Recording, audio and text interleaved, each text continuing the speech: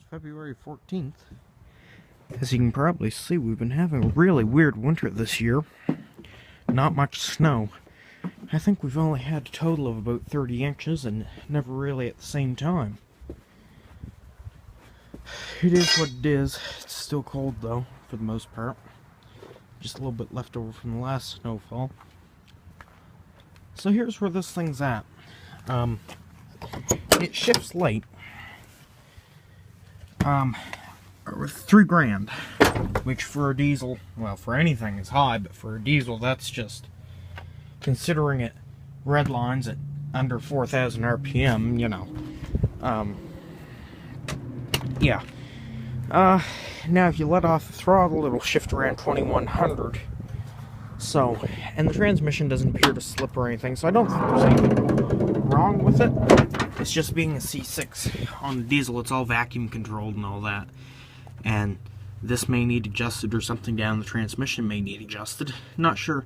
Can't remember which. I knew the other day, but a lot of stuff like that goes in one side of my brain, not the other side, so. This thing doesn't even have horns on it. I was looking at there's not even any on it. Of course, it has the twin alternators. Funky wiring. It's just, I don't know. This truck, it's an ex-fleet truck for CN Rail, I do believe. I'm not sure if I said that before. I have no proof of it, but for example, the twin alternators and those wires, as well as that bumper and this chintzy back rack, and the color of it, are reasons that I think it was from CN. As you'll see, I'm going to put a photo in right now, and even right down to the chintzy back rack, it basically looks the same.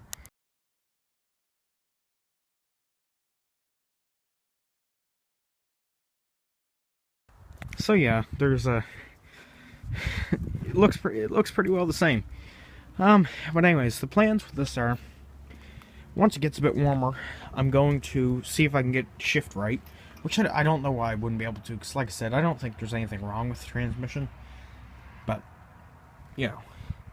So, if I can get shift right, then I need to strip the interior, and, well, I'll show you why.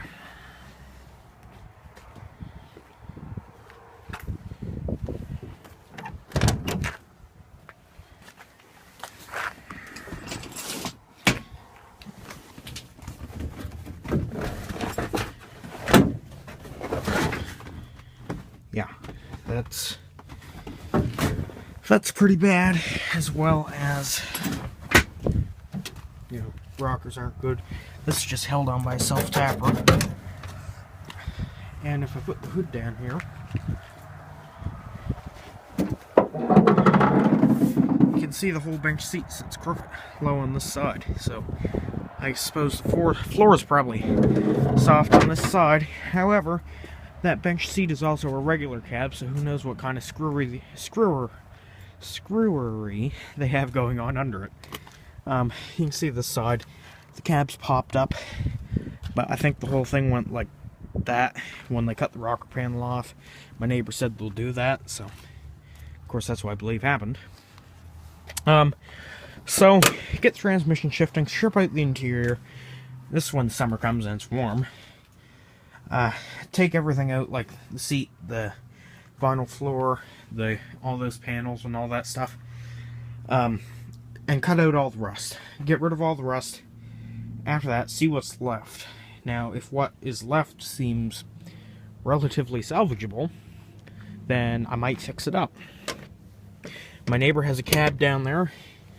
It came off a low mileage truck, rust free, but it was rolled. So everything above the floor is bad, but the floor and like rocker panels, stuff of that nature is all good. So I have a bunch of free patch panels right down there. So that will pretty well be the only saving grace to this truck. He does know where he can get a better cab, however we don't think it has a title. And I don't want to have to deal with that. So, yeah. Let's see. 285,889.6 thousand kilometers, sorry. If I wanted to, I could drop this motor in my white dually and drop exactly 100,000 kilometers. I'm not going to, but I could. I'd rather have a clean, high mileage truck, show it off, say, hey, this truck has 400,000. Your 100,000 truck looks like a pile of crap. So, yeah. That's basically what's up with this. So if I can get the transmission shifting, strip out the interior, see what's left, go from there. I mean, the floor right here and everything is solid, so it's kind of funny that the rest of it's so bad. Because usually the floor around here just is terrible. It doesn't look great right there, but it also doesn't look terrible. So I don't know why this bench seat is at the angle it is, because you can see right there, it's about 6 inches above the door, the window. Right here, it's only about 2. Now the driver's side usually rusts worse, because that's just where they dump the salt. And this side's been fixed.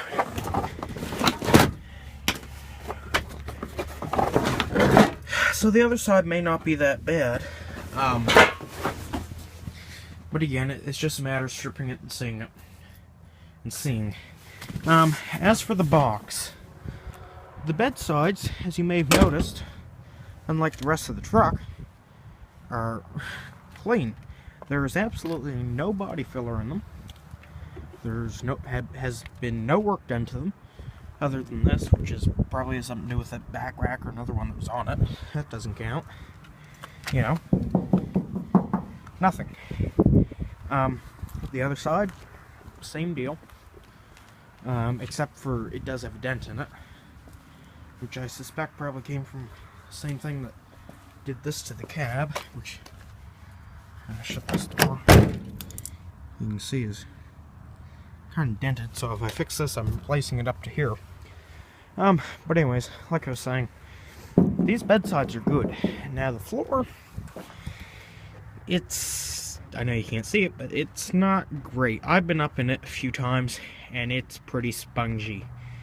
There's no real holes, but there's definitely a bad cross member or two. That being said, I may have to fix this box up too, and if I end up having to fix that fix everything on that cab, and fix everything on this box, replace every body panel, I'm probably not going to get anything out of it when I go to sell it. Because that's the thing, I bought this truck to fix it up and sell it. I didn't buy it to keep it.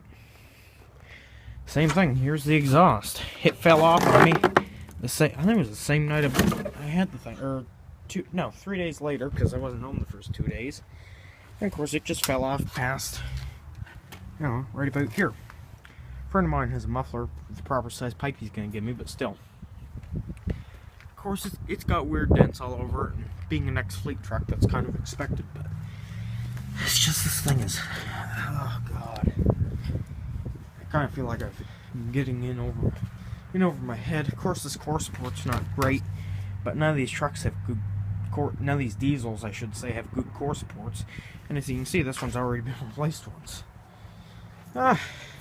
But the motor, I mean, it has a really sound motor. The glow plug system is another story, but the motor itself is just kind of makes me wonder if it was replaced at one time. As you can see, I now have a working key. That's for the glow plugs.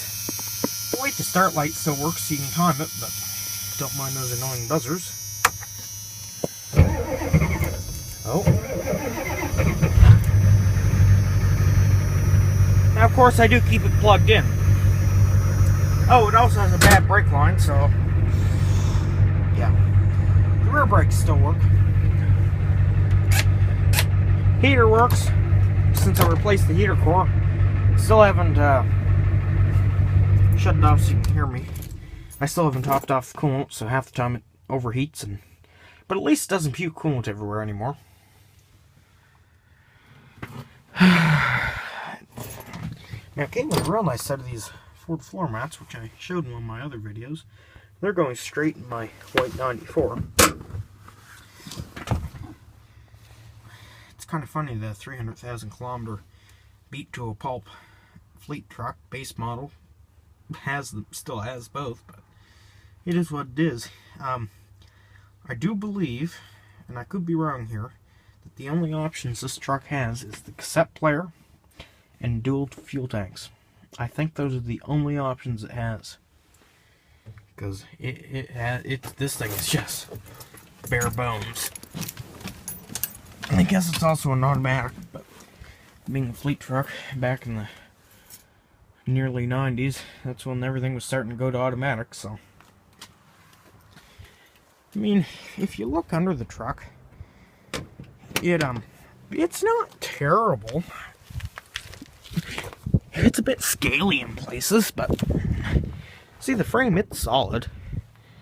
And the back of that cab, it's a bit ugly, especially along in through here where it was already fixed once. But you know, like the front suspension brackets and all that, they're good. Cross members look good. This front fuel tank isn't too rotted. Like I said, the frame's not perfect, a little scaly, but you know, these are thick, so there's no holes. And even the big cross members, they look good, other than, I think it's the second one from the back. And if this truck was completely screwed, I wouldn't have bought it, but I looked it over the best I could. While it's not good, it's definitely not terrible. I like this fix. Nothing. Oh, there's a body panel in there. It's like they didn't even try. And look, it was even rust-proof at one time in its life. But geez, this video is going to be up over 10 minutes. So I guess I better stop. That's where this thing's at. If it does get fixed up, yeah, there's the fender, the rear fuel tank. Go to the U-pole, get a tailgate. There is one of these old flat nose, brick nose trucks out there, so it might have a good driver's side fender. Not, get one with some bubbles, and well, we'll play it by ear. You probably won't see too much more of this thing until at least it gets warmer, which will probably be the spring. So anyways, this clip's over 10 minutes. I think the other one was 3, so yeah. I guess I need to get going.